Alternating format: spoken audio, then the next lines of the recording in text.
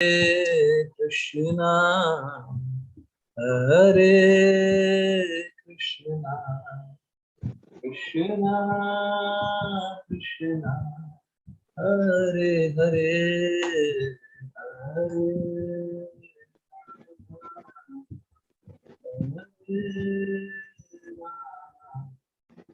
Rama, Rama, Hare Hare, Hare Krishna, Hare Krishna, Krishna Krishna, Hare Hare, Hare Rama, Hare Rama, Rama Rama, Hare Hare, Hare Krishna, Hare Krishna. So we are into day 2 of transformation, right? At the end of day 2, we would understand a lot of things that we all would not be able to believe if I say it right now. So Hare Krishna, Prabhuji. Hare Krishna, Hare Krishna. Yeah. So let's wait for time to come, and today itself we would unravel those things which would look impossible for us. The transformation, the biggest quantum leap would be today. Quantum leap. Yeah. So let's move to day 2. Yeah. Let me share the screen. And this is day 2. Yeah.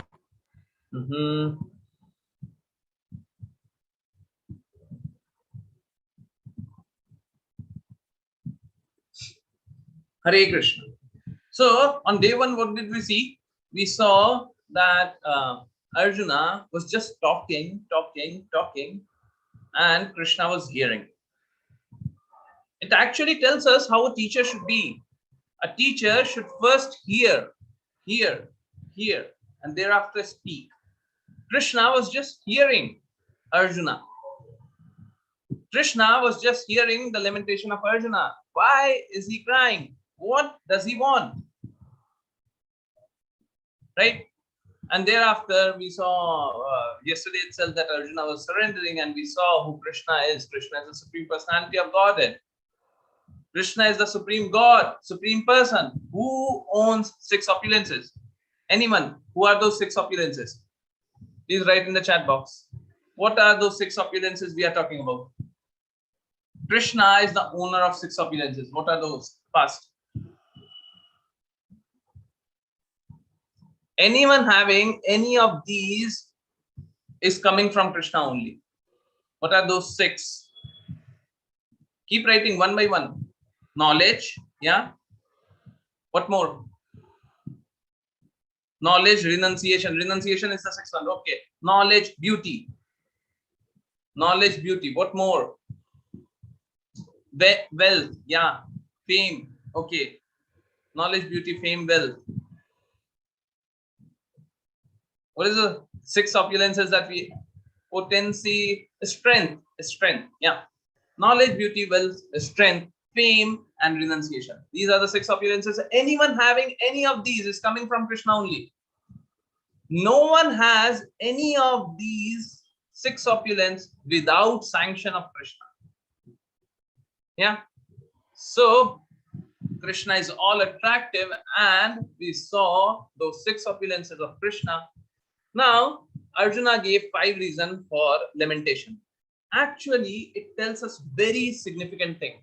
In our lives, whatever we are living, even if we have wrong things in our mind, we understand them to be correct only.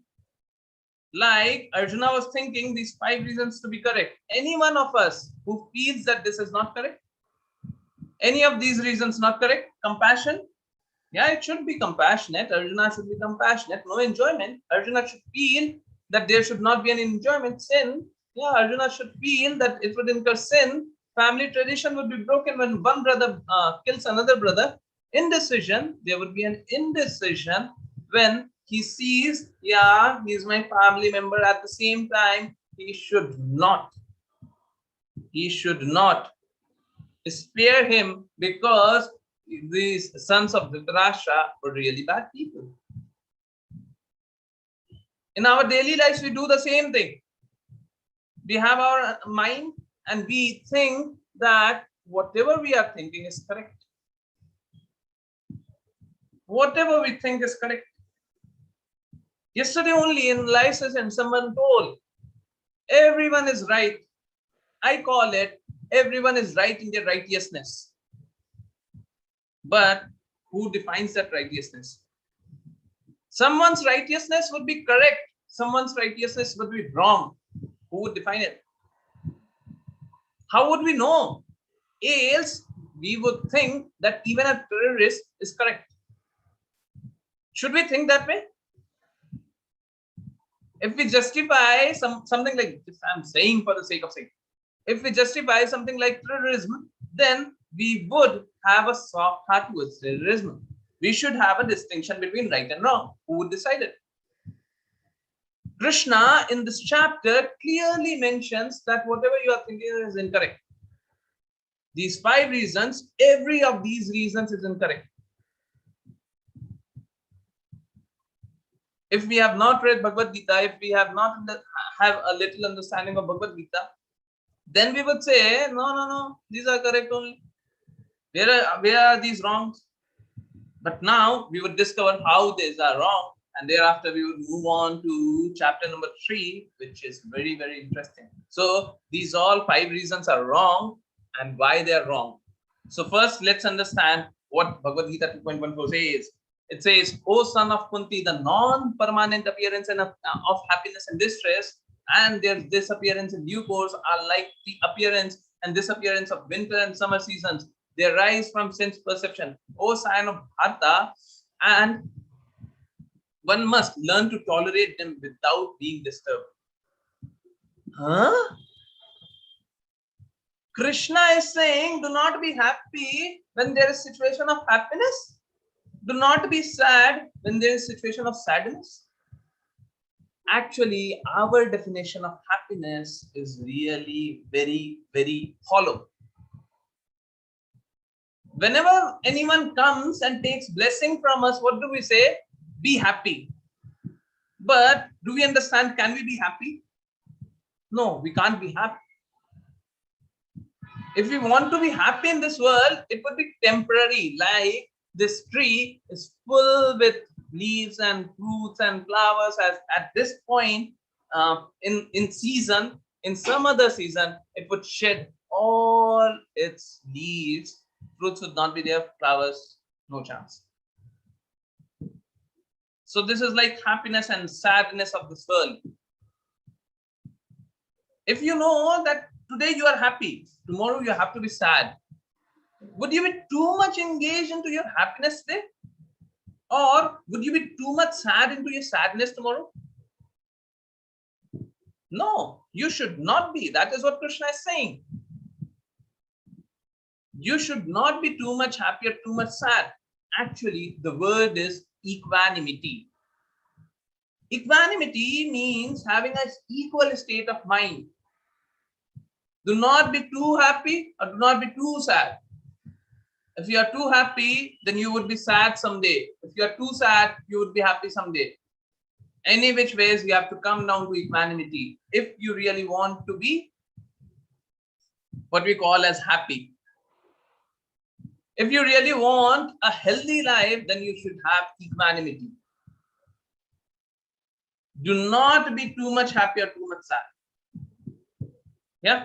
So that is what Krishna is saying. Do not be too much happy or sad. And thereafter, Krishna says something really very, very interesting. Normally, we would not be able to understand this part, but because Krishna is saying, we would understand. So let's first read and thereafter understand. You would understand. Yeah. As the embodied soul continuously passes from this body, from boyhood to youth to old age, the soul similarly passes into another body at death. The self-realized soul is not bewildered by such a change. Now imagine, I'm sitting here. right? Now, this is my shirt. I would wear this shirt for the entire day, right? What would happen after the day? The shirt would get spoiled, soiled, in sweat, right? In dust. And thereafter, I would remove this shirt and put on some other shirt, isn't it? Similarly, we have, look, right now we understand ourselves as body, right? If I ask you who you are, you would call that I am this professional working at this place, living at this area, right? You would identify yourself as some body living at some place, but actually we are not body, we are soul. Soul, yes, that which empowers this body. We would understand soul in more detail, but for now, just let me develop a very sketchy overview. Soul empowers this body. Soul is the reason why this body is active. My body is not active because of its activeness. My body is active because of soul's activeness. Soul has the permanent situation of being active. It is never passive. Now, just like I would change this shirt to another shirt, soul would change this body to another body. After this body gets soiled, it's dirty, it's no more of use, it would change. Actually, we all never die. We all are permanent because we are not body, we are soul. The real identity we have is of soul. How should we understand soul? Yeah, you are saying that there's soul and this body, and it's getting too much into my mind. Look, soul, we should understand soul as life air. To understand this clearly, let's understand this example. Suppose I cut my hand from here. Do not do that, I'm just saying. I cut my hand from here. What would happen? Blood would keep coming out, isn't it? Our body is sustained by blood, right? Oxygen we take gets transported into our lungs, and it gets mixed into our blood and gets circulated throughout the body, and because of that we sustain, we live because of that reason, isn't it? Similarly, body has soul. Soul is life air. Because of it, we are active. If soul is not there, there would be an inactiveness. It would be a dead material. Suppose there is a tree and I cut the tree from the root. What would happen? It would not live. Similarly, if the soul is removed from our body does not sustain. Our body has significance only till the point when the soul is active in this body. If soul is not active in this body, then the body is dead. Right? And soul continually changes. Soul continually changes from one body to another.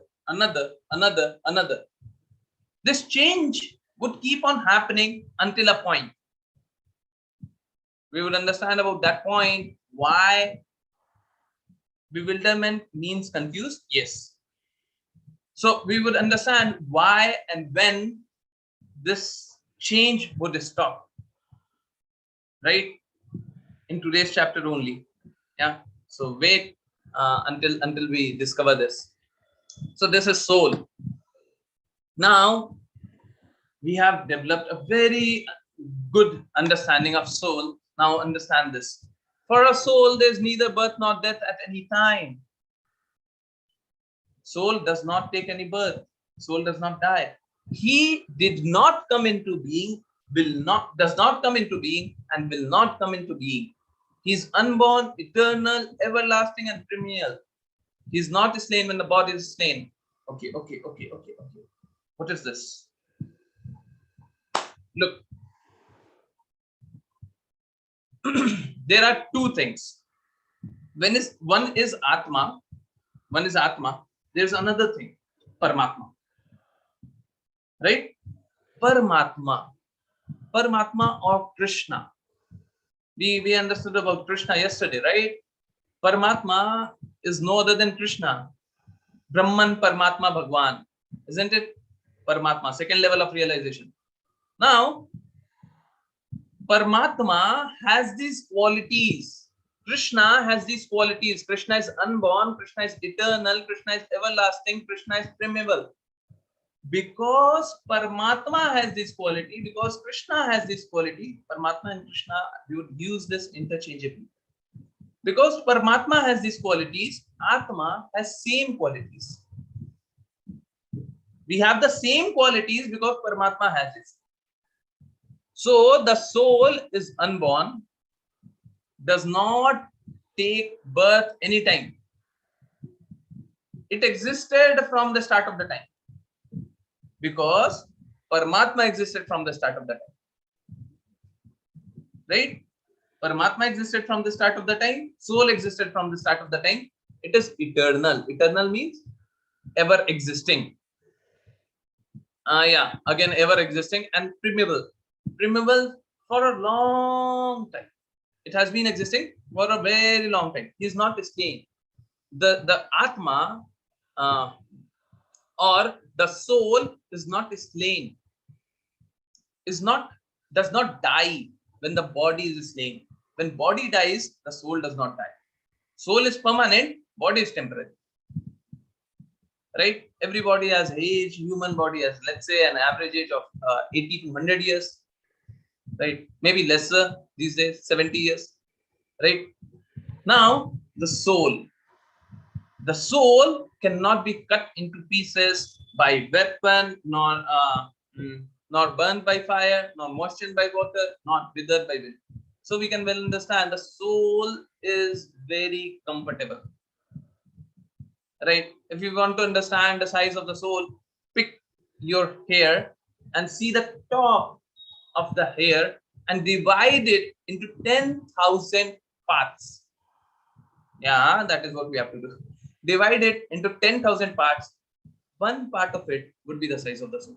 The soul is so minute. Yeah, and it is not affected by weapon, fire, or wind, whatever. Right? The soul is very comfortable. Right? So, what does Krishna says first? Arjuna says, I'm compassionate. Krishna says, be compassionate to the soul, not body. You are not body. Your soul. He is not body. Bhishma is not body. He is soul. Soul is ever existing. And I've already killed all of them. Later we would know in 11th chapter that Krishna says that I have killed all of them. In 10th chapter. No, 11th chapter. Krishna would say that I have killed all of them. So, Krishna says to Arjuna, you just do your prescribed duty. Whatever duty you have, you do it. Why you are not doing it? You have to do what you have to do. What is your responsibility? You must do it. And these people are already dead. I have decided them to die. The body. The soul would never die. And why are you getting bothered about soul? The soul is always permanent. So Krishna's first reply is, the soul is always permanent. Now let's understand the food for body and food for soul. Food for body is something like this. We eat this. Very beautiful, very tasty food, right? Very healthy food we eat. And what does our body give? Our body gives is stress, frustration, depression, anxiety. Eventually, it gives something of this. But what is soul? Soul resides in our body.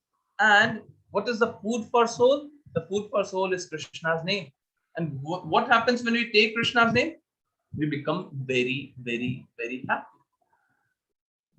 Isn't it? We feel happiness when we feed our soul. Even if we feed our body too much, we could not find eternal happiness, endless happiness. Isn't it?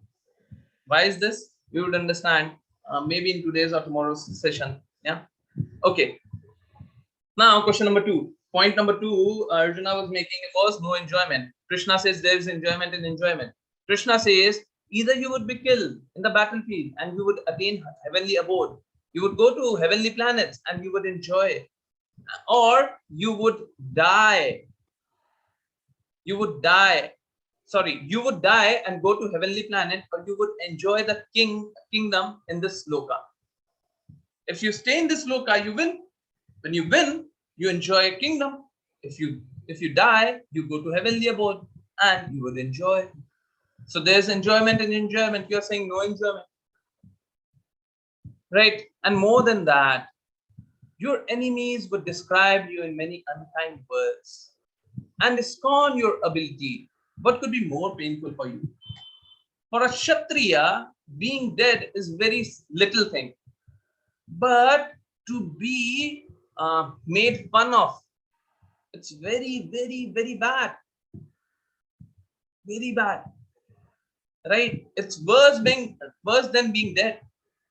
So Krishna is saying that you would be made fun. This Duryodhana would laugh at you.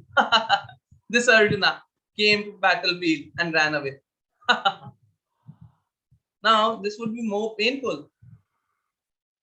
So Krishna says one reason. Second, he tells about the situation we're in. If he chooses to walk out, there is very big problem. Yeah. So now answer to question number 3. Point number 3 rather. Arjuna says it would incur sin. Now look at this. Who is this? Lord Ramchandra. Who is this? Vibhishan. Vibhishan came running to Lord Ramchandra when did he came? He came when it was final. It was final that the war would happen. Right? Lord Ramchandra would attack Ravana. Anyone leaving his brother, I was saying bhai, anyone leaving his brother when the war is destined, is that good? Can it be ever good?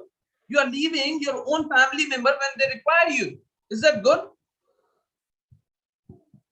No, it is not good. But when it is done for the sake of Lord, when it is done for Krishna, it is best. It is not good. It is not better. It is best. Similarly, Hanumana burned the entire Lanka. Now, if I burn just one home, is that okay? No. It can never be okay. I burn someone's home. How can it be okay? But he did it for the pleasure of the Lord. He did it for serving Lord. He did it for serving Krishna. Was it good? It was not good. It was best. Yeah. Similarly, there was one rat, and that rat was eating cherry. What happened? He was eating cherry, and it after eating cherry, it went. I mean, he ate all of it, and he saw one lamp, earthen lamp. Now, when earthen lamp is at the last, it burns like cherry only. The rat got confused, and he thought that this is cherry, and he jumped on the lamp.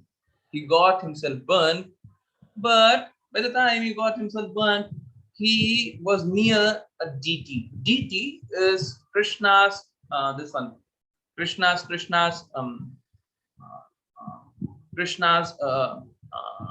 what should I say?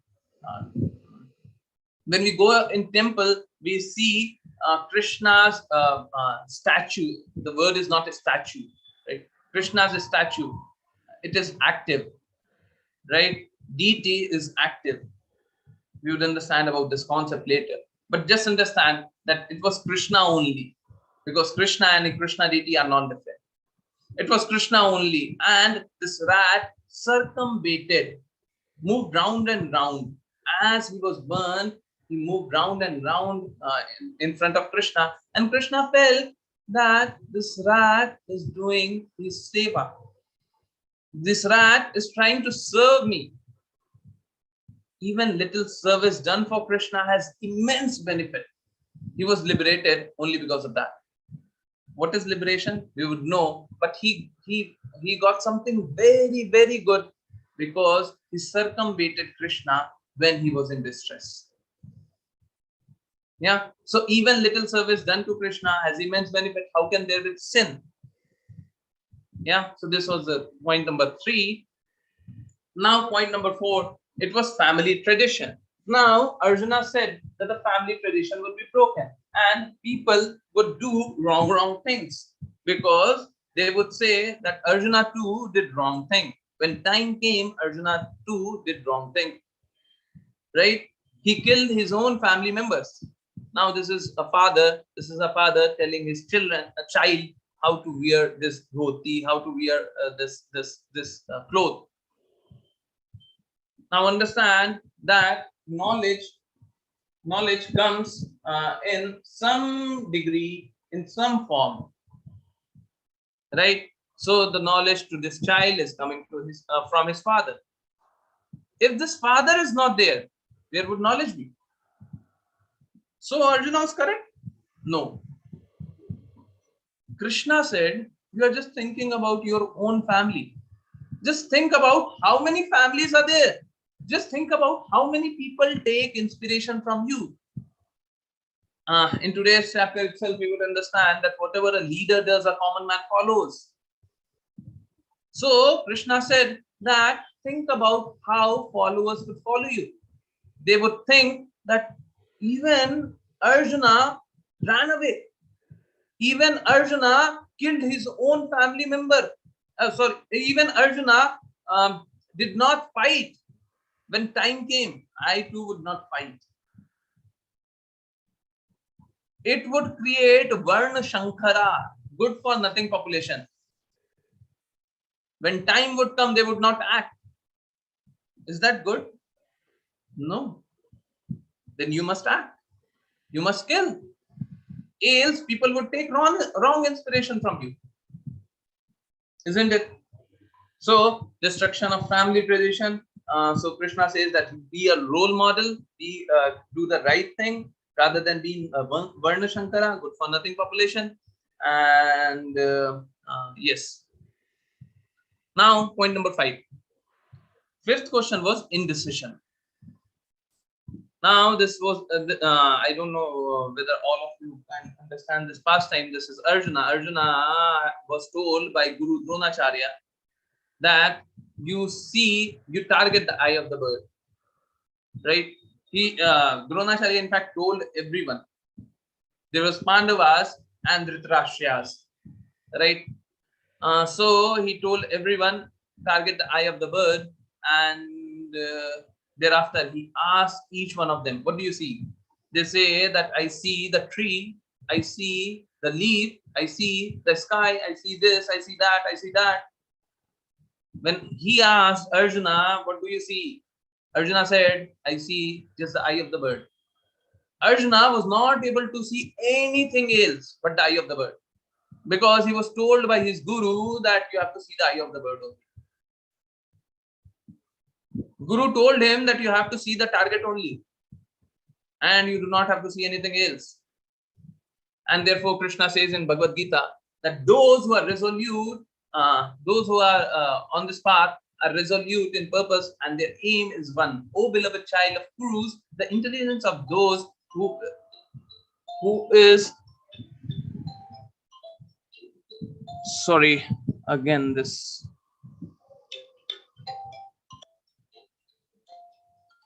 So yeah, so those who are resolute in this purpose, their intelligence is never lost. But those who are like they are not very strongly connected, right? Like this Arjuna was very strongly connected to his target. But those who are not strongly connected, their intelligence is many branched. They are not able to understand what you have to do, what you don't have to do. Right? So your intelligence must be targeted. Like Arjuna was targeted. Arjuna targeted what he has to do. Right? So yes, what we have to be resolute upon, serve Guru and Lord with determination. We have to serve our Guru. Whatever our Guru says, we have to serve that. Why? Tomorrow we would know. We have to serve Lord. Why Lord? Today we would know. Yes. So we have to serve Guru and Lord with determination. And yes, let's understand this part. So Krishna says, O Partha. Partha is another name for Arjuna. Pritha is Arjuna's mother. Pritha is Kunti. Kunti Maharani is another name. Right? Pritha's son is Partha. So Krishna says, O Partha, when a man gives up all varieties of sense desire which arise from man's concoction, and when his mind finds satisfaction in the self alone, then he is said to be in pure transcendental consciousness. Huh? Krishna says you have to give up all varieties of sense desire. What is Krishna saying? I cannot enjoy my senses. I cannot be happy with my senses. Why is Krishna saying so? Let's first understand that past time Dhruv Maharaj was very resolute in what he has to do. Now, we would know about this past time later again. But for now, just understand that he was tortured by his own father. He was tortured to be killed by his own father many, many times. He was resolute in his purpose that he has to take Krishna's name. He was very determined, and because of his determination, he was topmost personality we ever know. Yeah. So we have to be resolute. And what does Krishna mean by not using sense? We have to give up sense desire. What does Krishna mean? You would understand this. Similarly, we had His Divine Grace Srila Prabhupada was very resolute in his purpose. Yeah. So Srila Prabhupada too was very resolute. And because of that, we saw what happened within a span of 12 years. Yeah. ISKCON came across the globe. Why is Krishna saying that we have to give up sense desire? Let's understand from this example. I often give this example, and let me take that example only. Suppose I have too much attraction towards my mobile phone. And what do I do with my mobile phone? I play game. Anytime I get my mobile phone, I play game. Yeah. So gaming is something which is there in our society. Actually, gaming is a waste of time. Suppose I play game for 12 hours. What would I learn? Suppose I play game for 120 hours. What would I learn? Suppose I play game for 1200 hours. What would I learn? Similarly, we see movies. We think about movies all the time. What do we learn from it? What benefit did I get if I use that movie? If I used everything that I have, my time, my energy, my money for that movie, what did I get? I don't know. If you don't know, then you must act properly. Suppose I use my mobile phone. You should not read this central thing. Actually, the central thing is there in the pictorial representation. Yeah. So just go through the pictures which we are seeing at the top. Yeah, rather on the sides. Yeah. So suppose I am too much fixed towards playing video game. Now what would happen? This is object, and I am using my sense, right? My eyes, my ears, my mind for playing movie, right? Rather for playing game, right? Or maybe seeing movie. Same example. What would happen? Attachment would develop. Please follow. Attachment would develop. When I am playing too much game, attachment comes. When attachment comes, what would happen? Lust, excessive greed would come in. That I have to play, I have to play, I have to play.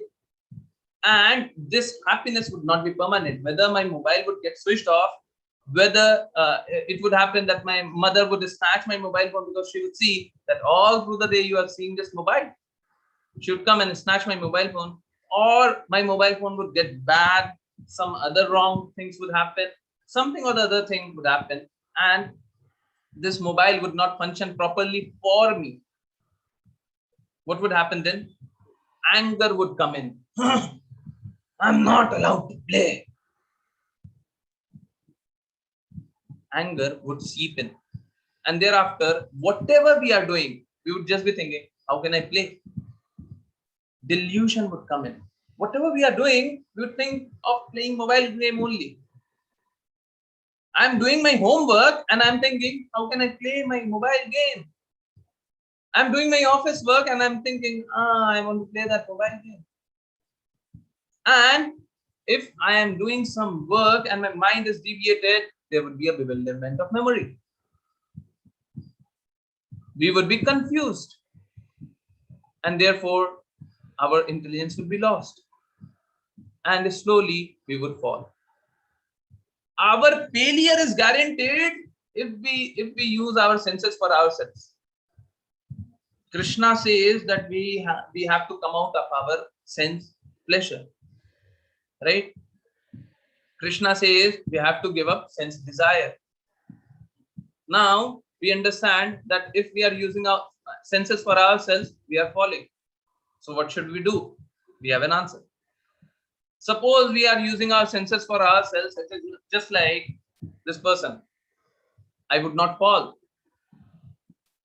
I would not fall. That is what we all think. If we are using our senses for ourselves, we think that we would not fall. But actually what happens? We fall all the time. Let's first understand this one. We fall all the time. Right? Suppose we see TV. Right? All the time we are using TV. Or maybe YouTube. Or maybe some other screen. All the time. What would happen? Eyes would become bad, distraction. We would get distracted from doing anything. Isn't it? Suppose this was about my eye, right? Okay, eyes have some problem now. Rest, everything is good. We can use other senses for ourselves, but not eyes. Okay, suppose I use my tongue for myself. Now, suppose I eat too much spicy, too much sweet, too much sour, too much anything, too much hot. What would happen? Our stomach would get bad. If we eat too much sweet, actually, diabetic is something like generic problem these days. But actually, its roots are with having a bad lifestyle. Yeah. So suppose I eat too much sweet. What would happen? I would develop diabetes. I eat too much spicy food. What would happen? Acidity or the acids in my stomach would not fit in. Right? I would have to take medicines. Suppose I eat too much sour. Again, same problem. Suppose I eat too much hot. Our throat would burn, our tongue would burn. So, whenever we are too much engrossed into our tongue, that causes problem. Yes. Okay, we should not be using our tongue for ourselves. Okay, but what about our ears? Suppose I hear a lot of music. What would happen? First, our eardrums would go bad. Second, it would damage our mind. Third, we would get distracted from whatever we are doing. Bewilderment of memory. We just read. So, what should we ideally do? What is the ideal or what is the best position that we can be into? The best position is where we do not do anything except topics related to Krishna. Why? You would know. We should not do anything except topics related to Krishna. We should not eat anything except food offered to Krishna. We should not go anywhere where Krishna is not involved. If we do that, our senses would be in control. Time permitting, I would prove that our senses would be in control if we use our senses for Krishna. Time permitting, yeah. So let's go back and understand what we have to do. Krishna says we cannot use our senses for ourselves. We have to give our sense desire. And again, he says that if we use our senses for ourselves, we would fall. So what we have to do? Very simple, very simple thing. Very simple thing. But, and I'm telling it very simply. But we have to remember this. The concept is 5 plus 3. We have to use our 5 plus 3 for Krishna. 5 senses, right? We are seeing, this is eyes, ear, whatever, ear, nose, tongue, and touch. You are seeing these 5 horses. These 5 horses are like 5 senses. We have to use our 5 senses and 3 more. Huh? We knew only about 5 senses, but there are 3 more. Okay. 3 senses are man or mind, buddhi or intelligence, and self. We can say it's self, soul, or false ego. This is, please note it down, 5 senses: mind, intelligence, and false ego. You can write down false ego / soul / self. You will understand what false ego, soul, self, what these things are. And these things are same only. False ego and soul are 2 contrary things, but these are same only. We would know, right? So we have to use our 5 plus 3 for Krishna. Simple. Krishna says that, and we have to accept it. Again, Krishna would say this again and again. In Bhagavad-Gita, you have to use your 5 senses: mind, intelligence, and false ego, or mind, intelligence, and soul onto me. Right? So yes, let's understand. Thereafter, we saw that if we are using our senses for ourselves, we are falling. We are not finding happiness. And this is the reason why we cannot find happiness in this world. Because we use our senses for ourselves and we search for happiness. We seek happiness. Can we get happiness? If Krishna says that we cannot get happiness in this, can we get happiness? No. We cannot get happiness by using our senses for ourselves. So how can we get happiness? We can get happiness by using our senses for Krishna. Right? So yes. So we have to use our eyes to see Krishna, ear to hear about Krishna, nose to smell prasad of Krishna. We would know about this later also. Don't worry. Touch, hand to touch the beads, touch deity, touch food of Krishna. Lips to eat, lips to sing glories of Krishna. Yeah, we have to use our 5 senses for Krishna. Why and how we would understand in deeper depth. But for now, just understand we have to use these senses for Krishna, and let's delve deeper. Okay, so there is something called entanglement, bondage, right? And on the other side, we have Krishna. There's something which is bonding, which is engrossing. which is not letting us come out. And we have on the other side Krishna, right? So what is this bondage? This bondage is Janm, Mrityu, Jara, Vyadhi. Janm, birth; Mrityu, death; Jara, disease. No, sorry. Jara is old age. Vyadhi is disease. Yeah. So any body goes through these four things: birth, death, old age, and disease. Now we think birth is not that painful. Yeah, child finds birth when he comes out, but that is not painful. Okay, that is not painful. Let me do one thing, right? Let me put my legs above and let me demonstrate what we have to do, and thereafter you would understand the kind of pain, yeah, we go through, right? So yeah, let's sit like this, right? Let's sit like this for what? Let's say 5 minutes. Just sit like this. Are we able to sit properly? Putting our legs in on our chest and clamping our this one feet. Are we able to sit properly? A child has to sit the same way for 9 months, and he does not have an escape. He cannot go out and play and come back again. He has to sit the same way. Would he be happy? We cannot sit even for 5 minutes, and we think that it is easy for us to sit 9 months.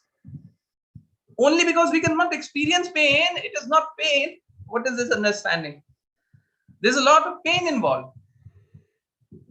Okay, birth involves pain. Okay, disease, yeah, disease we all go through some kind of disease, and that is painful. Okay, in old age, yeah, in old age too, we find pain. Yeah, our body is not acting properly, and in death, yeah, death is very painful, na? So death too has pain. So we have a choice. I told you that our body would get transformed from this body to another body to another body to another body until we go to Krishna. If we go to Krishna, then this Jan Mrityu Jara Vyadhi is solved. We would not take birth, we would not die, we would not get old, we would not have disease. Our pain would end as soon as we go to Krishna. What is beneficial for us? To have this permanent pain or to go to Krishna? What is beneficial? It becomes very, very clear. We do not have a choice. The answer is Krishna only. Yeah. So this is about third chapter. This is Karma Yoga, and we were understanding about Karma Yoga only. So there are 2 or 3 distinctions that we can do. If we look at 2 worlds, right? We have 2 distinctions. If we have the entire perspective, we have 3 divisions. So let's understand about 3 division first. So there is good work, there is bad work. Good work is related with someone helping someone, right? This police officer is providing some food, right? So this is good work, right? Bad work, they are cheating. They are cheating each other. Yeah, this is bad work. So we see that the world is full of good work and bad work. Some people do good work, some people do bad work, right? Those who do good are taken as very, very good personalities and are looked upon. Those who do bad, they are looked bad upon. Wrong people, right? Good people and bad people. But there is third kind of work. What you all are doing right now, you all are trying to understand about Krishna, right? By having this motivation in you, you are trying to understand about Krishna. We are talking about Krishna. Krishna is giving us motivation. When we are understanding about Krishna, it becomes not good, not bad, but a spiritual work. Look, I'm explaining this in simpler form. There are two world, right? We have material world where we are living, where we do good and bad work, and there is a spiritual world where we do spiritual work. Sitting in material world, we can do spiritual work as well, right? Just like we are understanding about Krishna, right? We would know by 12th chapter that this work is a spiritual work. This work is not good work. This work is not bad work. This work is a spiritual work. So in lower world or in material world, we have good and bad work. In the spiritual world, we have spiritual work. Simple, right? So let's understand. Now Krishna says very, very clearly, work done as a sacrifice for Vishnu has to be performed. We have to perform work for Vishnu or Krishna. Actually, Krishna is the supreme personality of Godhead. Vishnu is an extension of Krishna. We would understand these things. For now, have incorrect understanding.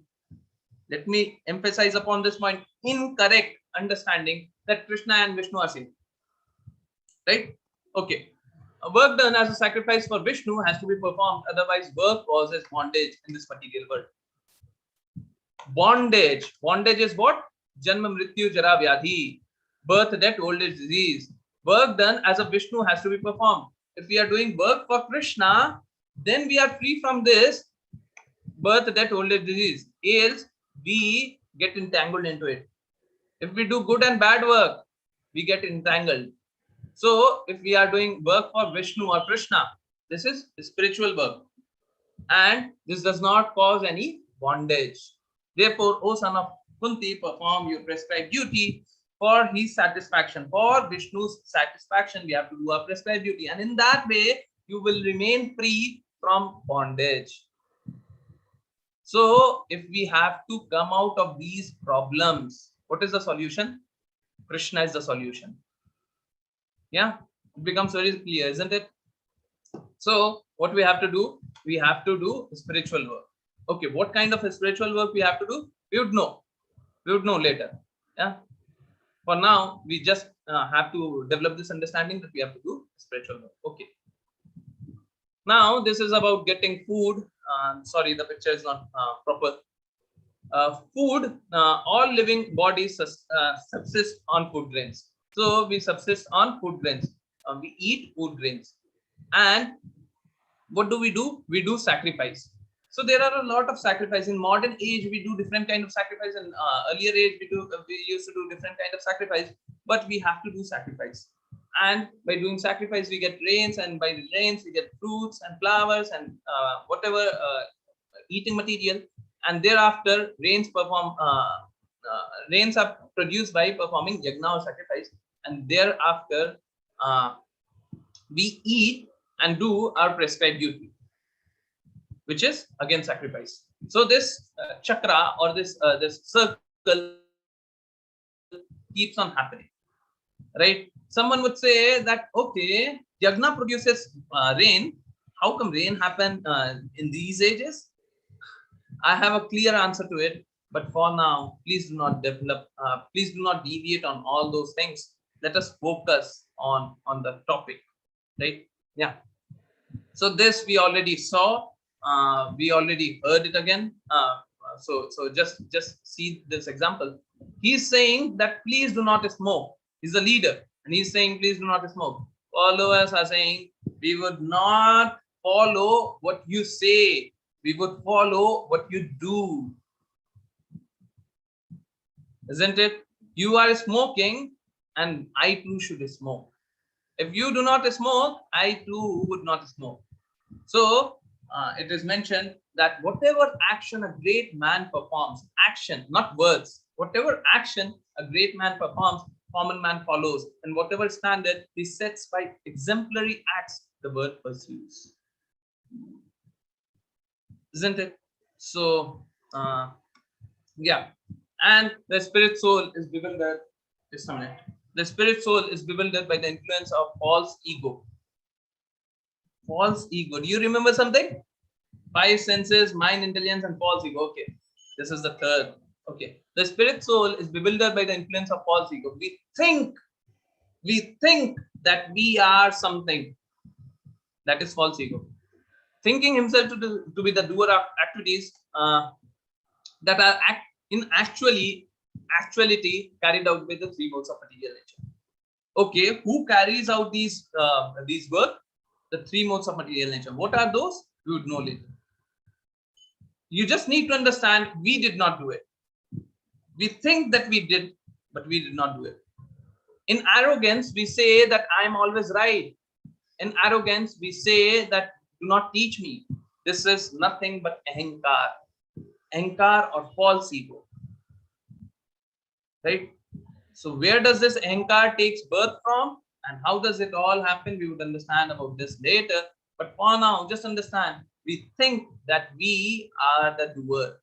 We do things, but we do not do things. Yeah. So this is about Kali Yuga. In Kali Yuga, what is the yagna or sacrifice we can do? Krishna says sacrifice for Vishnu has to be performed. Right? Now, what is the sacrifice we can do in Kali Yuga? In Kali Yuga, there is the only means of salvation in this age of strife and hypocrisy is chanting the holy names of the Lord. There is no other way. There is no other way. There is no other way. Holy names of the Lord. What is the holy names of the Lord? This is nothing but Hare Krishna, Krishna Krishna, Hare Hare, Hare Ram, Ram Ram, Hare Hare. Right? Now, we can chant Hare Krishna Mahamantra at home. Right? If we are at home, we can sit together and chant Hare Krishna Mahamantra. On the streets, there are a lot of Kirtan videos available on my YouTube channel. There is a compilation. I mean, we have just compiled it in a, what should I say, playlist. Right? You can go and watch them. You would find this one at home and on the streets as well. But we can chant as well. At 7:30 daily, 7:30 a.m., we chant for 1 hour. In evening, at around 6:45 p.m., we chant for another 1 hour 45 minutes. Right? Anyone who wants to join, please join. I request you, please join for 5 minutes. At least 5 minutes. At that time, take Krishna's name. Right? We would chant Hare Krishna Mahamantra. And we can chant alone or we can chant with family. But before chanting Hare Krishna Mahamantra, we must chant Panchatattva Mantra, which is Jai Shri Krishna Chaitanya, Prabhu Nityananda, Shri Advaita Gadadhara, Srivasadi Gaur Bhaktavrinda. Right? Now, why do we chant it? We would know about this tomorrow, day after tomorrow, maybe after 2 days or 3 days. Right? After 2 or 3 days, we would know why do we chant this. But we have to chant this. Jai Shri Krishna Chaitanya, Prabhu Nityananda, Shri Advaita Gadadhara, Srivasadi Gaur Bhaktavrinda. We have to chant only once, or maybe thrice. And thereafter, we have to chant Hare Krishna Mahamantra 108 times. If we are chanting 108 times, is how many number of times we are chanting, we can chant. Right? Chanting 108 times, it will not take more than 8 to 10 minutes. Right? Once you become expert, it would take 5.5 minutes. 5.5 minutes, you can easily chant Panchatattva Mantra and Hare Krishna Mahamantra 108 times. Right? So I request you that please chant. Now, let's see. This I call as realization session. Realization where you realize love of God. Right? Unless you realize, how can you experience? Right? How can you experience that there is love? Right? So you must experience the love. Just some. So what would happen? This screen would be frozen. Right? The screen would come this only. You have to see Krishna. Right? You on the screen you see two deities of Krishna. Right? You have to see Krishna for 2 to 3 minutes, 4 minutes maybe. And please do not go for 4 to 5 minutes. We are extending this. Okay. Do not go and just hear the kirtan being played in the background and just see Krishna. You do not have to do any other thing. You have to see Krishna and hear the Kirtan. Even if you do not understand anything, it's perfectly fine. You just have to concentrate upon Krishna and the Kirtan. Yeah. So playing the Kirtan, you just have to concentrate upon Krishna. Hare Krishna.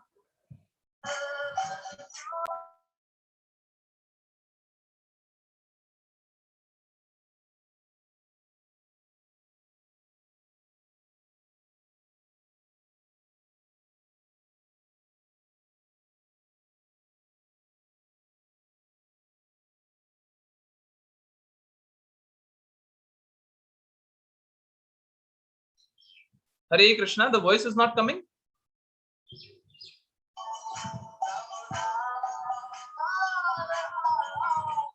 Is the voice proper?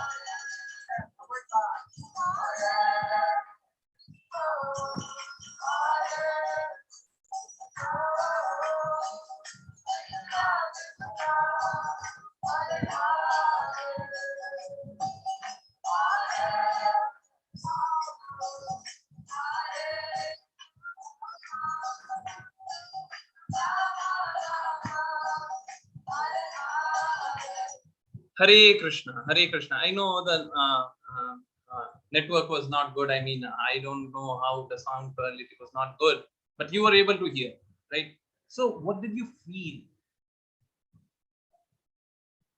What did you feel when you were able to concentrate? What were you feeling? What were your emotions? What were you feeling? Yeah, one of the best experiences. Why? Why was it one of the best experiences? Yeah, you can share whatever you feel like. Uh, what were you feeling? This is very important for us to understand. Yeah, just a minute. Let me put this screen only. Surrender and love for for God. Okay, why were we feeling this way? Let me tell you one thing. I experience love when I see Krishna. Let me tell you one very beautiful thing, and something which would uh, click on your mind and tell you that what I'm saying is incorrect. Yeah, it would happen this way, that whatever I'm about to say, you would feel for once that it is incorrect, but it is true. Everyone knows Krishna. Whether we know Krishna's word, Krishna's name, or not, whether we know about a lot of details about Krishna or not, everyone you see knows Krishna. Everyone. What happened right now was that we have deep love for Krishna, and by seeing Krishna, we generated that love once again. By hearing Hare Krishna Mahamantra, we found that love once again. It's just like, suppose you love someone, and from this example, we should think like mother and daughter, mother and son, or maybe two lovers, right? And they separated, and they found back their ways to meet each other after maybe 5 years, 10 years. What would they feel? They would feel intense love. That is what we were feeling.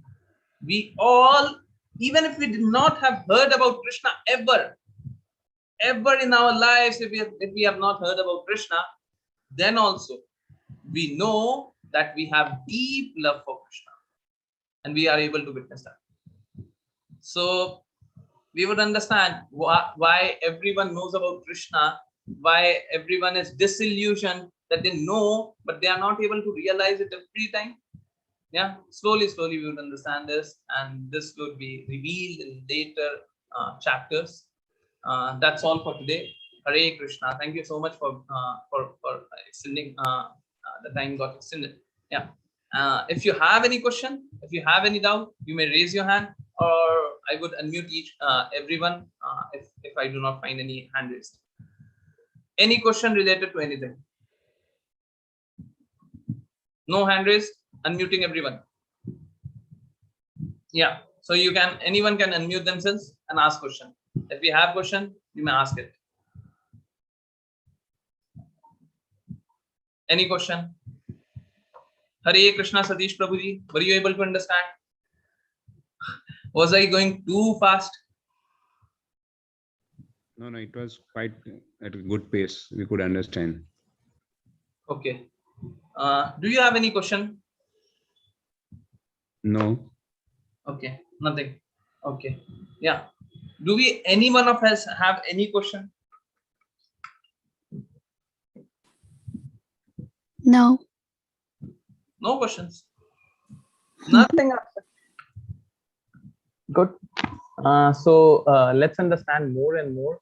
Now, as we have developed this love for Krishna, we will understand things in deeper detail in coming chapters. Not right now, but in coming chapters, the love for Krishna would keep on increasing.